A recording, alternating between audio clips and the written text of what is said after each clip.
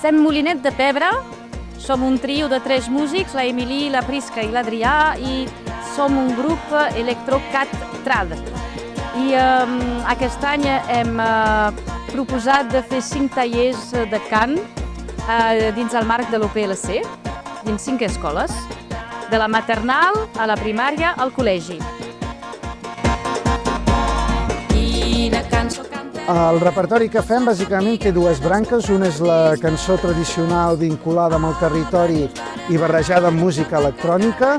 I per als col·legis el que fem també és aportar cançons de música actual per a joves en català, per tal que els joves d'avui en dia puguin sentir-se atrets per la música en català.